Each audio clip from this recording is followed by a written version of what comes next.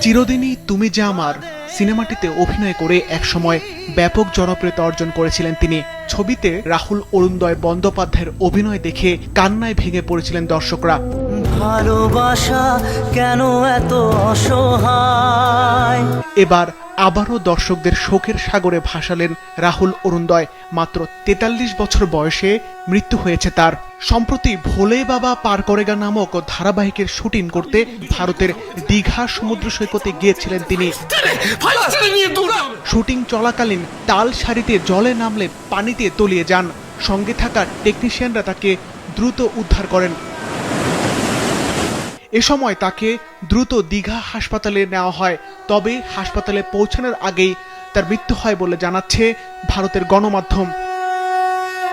ভোলে বাবা পার করেগা ধারাবাহিকের আরেক অভিনেতা ভাস্কর জানান, শুটিং শেষে তারা দুপুরের খাবার খেতে গিয়েছিলেন।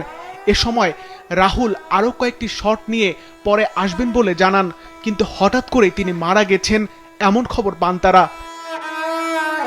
Presenting Walton Crystal Series. Switch to premium.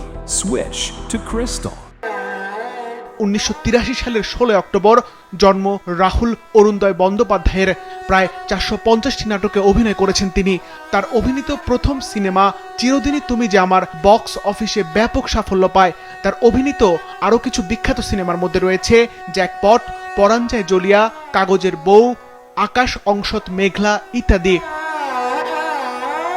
বর্তমানে দীঘা হাসপাতালে তার ময়না তদন্তের প্রস্তুতি নেওয়া হচ্ছে। এই ঘটনায় তার ভক্তদের মাঝে শোকের ছায়া নেমে এসেছে। সিফাত রহমান, মাছরাঙা নিউজ ডেস্ক।